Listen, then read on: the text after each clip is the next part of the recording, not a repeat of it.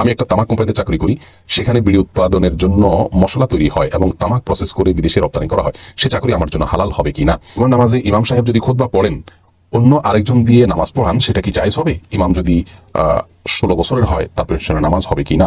রাতে যদি ভিতরের সালাত আদায় না করে তাহাজ্জুদের সালাত আদায়ের নিয়তে ঘুমিয়ে যাই, এরপর যদি হাইজের কারণে অর্থাৎ মাসিকের কারণে ভিতর সালাত আদায় করতে না পারি, সেক্ষেত্রে করণীয় কি?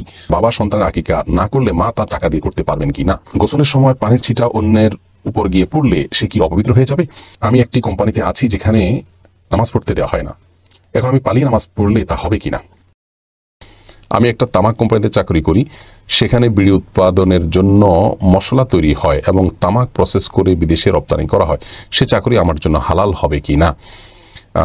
ভাই মাহমুদ, আপনার প্রশ্ন উত্তর হলে এই চাকরি করা আপনার জন্য জায়েজ হবে না।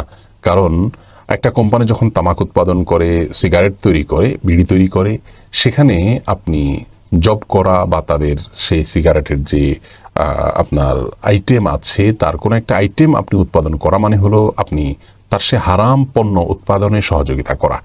আর আল্লাহ রাব্বুল আলামিন আমাদেরকে বলেছেন, ওয়ালা তাআওয়ানু আলাল ইসমি ওয়াল উদওয়ান, তোমরা অন্যায় এবং সীমালঙ্ঘন কাজে একে অন্যের সহযোগিতা করো না। অতএব যে কাজের মাধ্যমে অন্যায় কাজে সহযোগিতা হয়, একটা হারাম জিনিস উৎপাদনে আপনি সহায়তা করলেন, একজন খুনিকে খুন করার জন্য যদি চাকুটাকে আপনি ধার দিয়ে দেন, এটা যেরকম অপরাধ হবে, একজন ধূমপায়ীকে ধূমপান করার জন্য আপনি সহায়তা করছেন, সেখানে চাকরি করে এটা উৎপাদন করতে গিয়ে সেখানে চাকরি করার মাধ্যমে, তো সেটাও আপনার জন্য জায়েজ হবে না।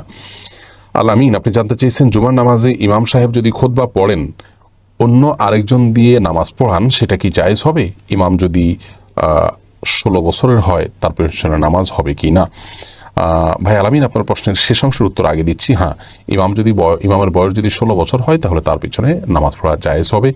আর আপনার প্রথম প্রশ্নের উত্তর হলো যে যদি জুমার নামাজে বা ঈদের নামাজে একই কথা, একজন খুতবা দেন আর আরেকজন নামাজ পড়ান, তাহলে সেটি জায়েজ হবে, কোনো অসুবিধা নেই। তবে উত্তম হলো যিনি খুতবা দিবেন তিনি যেন নামাজ পড়ান সেটি।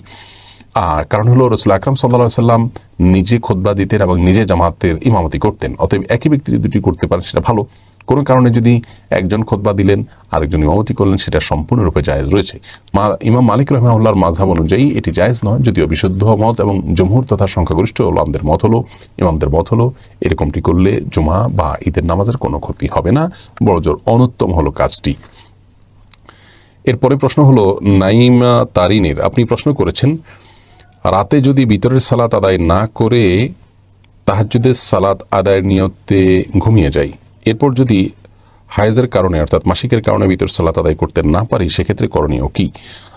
বোন নাইমা তারিন, ভিতরের সালাত এটা বিশুদ্ধ মত অনুযায়ী ওয়াজিব। আর নবী করিম সাল্লাল্লাহু আলাইহি সাল্লামের বিতির নামাজ সম্পর্কে বুখারী মুসলিম বর্ণিত হাদিসে তার নির্দেশনা রয়েছে, ইজআলু আখিরা সালাতিকুম বিল-লাইলি বিতরা, তোমাদের রাতের শেষ সালাত হিসাবে ভিতির পড়বে। তার মানে কেউ যদি সন্ধ্যা রাত্রে শোয়ার সময় তাহাজ্জুদ পড়বেন সেরকম কনফিডেন্ট তার থাকে, তাহলে তিনি ভিতির সালাত রেখে দিবেন এবং তাহাজ্জুদের পরে পড়বেন।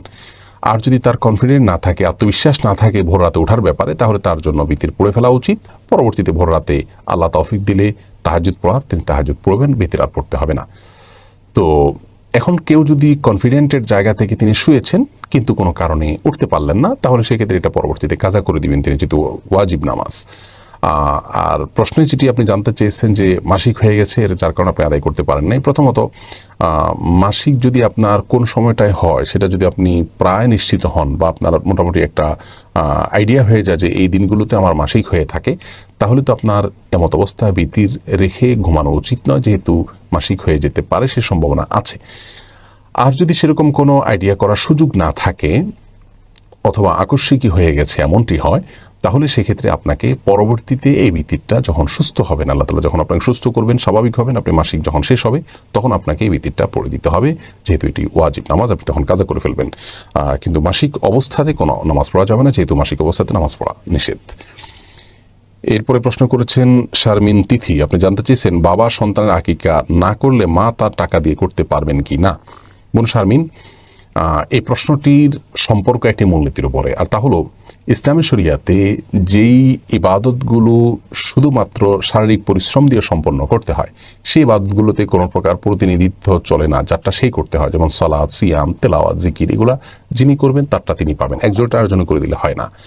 আর যে ইবাদতগুলো আর্থিক ইবাদত, অর্থাৎ সেগুলোতে অর্থ ব্যয়টা করাটাই ইবাদত, সেরকম ইবাদত হলে সেগুলোতে একজন আরেকজনের তরফ থেকে করতে পারেন। ধরুন একজনের জাকাত আরেকজনে দিয়ে দিলেন, একজনের দান আরেকজনে করলেন, এবং যার পক্ষ থেকে করছেন তাকে জানিয়ে দিলেন যে তোমার পক্ষ থেকে এটা আমি করলাম, তাহলে এটুকুই যথেষ্ট সেটি বিশুদ্ধ হওয়ার জন্য। আর এই মূলনীতির আলোকে বাবার উপরে সন্তানের আকিকা দেওয়া হলো কর্তব্য, এটা বাবার উপরে বর্তায়, অন্য কারোর উপর নয়। কোনো কারণে বাবা দিতে পারলেন না, অপারগ হলেন বা দিলেন না বা মারা গেলেন, তো এমত অবস্থায় যদি তার পক্ষ থেকে, বাবার পক্ষ থেকে কেউ একজন করে দেন সেটা মা হতে পারে, ভাই হতে পারে, অন্য কেউ হতে পারে, নানা নানি দাদা দাদি কেউ হতে পারে, তাহলে আকিকা আদায় হয়ে যাবে ইনশাআল্লাহ। এটাই হলো বিশুদ্ধতর মত। যদি আপনার সম্ভব হয় 7ম দিনে আকিকা দেওয়া উচিত সুন্নাহ, না হলে 14তম দিনে, না হলে 21তম দিনে, আর না হলে প্রাপ্তবয়স্ক হওয়ার আগে আগে করা উচিত। এরপরে করলে অনেকগুলো আমাদের মধ্যে আদায় হয়ে যাবে, কিন্তু যথাসময় আগে করা উচিত। তাহলে খোলাসা কথা হলো বাবার তরফ থেকে অন্য কেউ যদি আদায় করে দেন আদায় হয়ে যাবে। বিশেষ করে বাবা যদি জীবদ্দশায় থাকেন তাহলে সেক্ষেত্রে তাকে জানিয়ে তার পারমিশন নিয়ে সেটি করা উচিত। আয়েশা আক্তার নিশি আপনি জানতে চেয়েছেন, গোসলের সময় পানির ছিটা অন্যের উপর গিয়ে পড়লে সে কি অপবিত্র হয়ে যাবে? বোন আয়েশা, এই প্রশ্ন উত্তর হলো, গোসলের সময় পানির ছিটা অন্য কারোর গায়ে পড়লে তিনি অপবিত্র হয়ে যাবেন না। প্রথমত, আপনার শরীরে যদি কোনো নাপাক পানি পতিত হয়, অর্থাৎ সরাসরি আপনি শরীর নাপাক হওয়ার কারণে যে পানি প্রবাহিত করছেন সেই পানিটা গিয়ে আপনার গায়ে পড়ে, তাহলে শরীরে নাপাক শরীরের উপর দিয়ে পানি ব্যবহার করা হলে সে পানিকে পুনরায় ব্যবহার করার জন্য ব্যবহার করা যাবে না, কিন্তু সে পানি নাপাক হয়ে যাবে না। আমি আবারও বলছি, ধরুন কার গোসল ফরজ হয়েছে, তিনি গোসল করছেন, তো তার হাতে নাপাক লেগে নাই, কিন্তু শরীরে অদৃশ্য নাপাক হয়ে গেছে শরীর, যার কারণে তার শরীর থেকে প্রবাহিত পানিটা যদি পড়ে যায়, এই পানিটা নাপাক নয়, তবে এই পানিটা অন্য কাউকে পবিত্র করতে পারে না। সরাসরি এই পানিটা যদি কেউ ধারণ করে নিয়ে ওযু করতে চায়, ওযু হবে না, কিন্তু এই পানিটা নাপাকও নয়। অতএব যদি গোসলের ছিটা কারোর গায়ে গিয়ে পড়ে তাহলে তাতে নাপাক হবে না।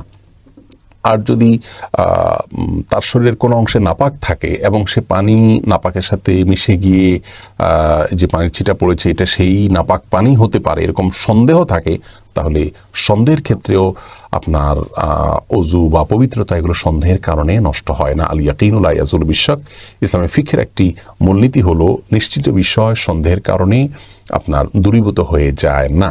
যার কারণে খোলাসা কথা হলো, ফরজ গোসল করলেন আপনি, এই গোসলের যে নাপাক, এই গোসলের যে পানি প্রবাহিত হয়ে পড়লো সেই পানি ছিটা কারো গায়ে পড়লে সেটা নাপাক হবে না। প্রথমত শরীর থেকে প্রবাহিত হয়ে গেলে, নাপাক ব্যক্তির শরীর থেকে প্রবাহিত হলেই পানিটা নাপাক হবে না। দ্বিতীয়ত নাপাক শরীরে কোনো নাপাক পদার্থ থাকলে তার সাথে মিশে গিয়ে পানিটা নাপাক হয়ে ছিটা লেগেছে, যেটা যে সেই পানি, এটাও যেহেতু আপনি নিশ্চিত নয়, অতএব মূলগতভাবে এর কারণে শরীর বা কাপড়ে লাগলে সেটি নাপাক হয়ে যাবে না। তবে সাধারণত এ ধরনের পানি থেকে বেঁচে থাকলে ভালো অবশ্যই, যাতে করে নিজের ভিতরে কোনো প্রকার সন্দেহের রোগ না আসে, অনেকের মধ্যে সূচিবায়ুর রোগ আছে, সেগুলো যেন না হয়। শেখ শাইমুল আপনি জানতে চেয়েছেন, আমি একটি কোম্পানিতে আছি যেখানে নামাজ পড়তে দেওয়া হয় না, এখন আমি পালিয়ে নামাজ পড়লে তা হবে কি না? দেখুন, পালিয়ে নামাজ পড়ুন আর যেভাবে পড়ুন আপনাকে ওয়াক্ত অনুযায়ী সলাত আদায় করতেই হবে, এটা হলো মূল বিষয়।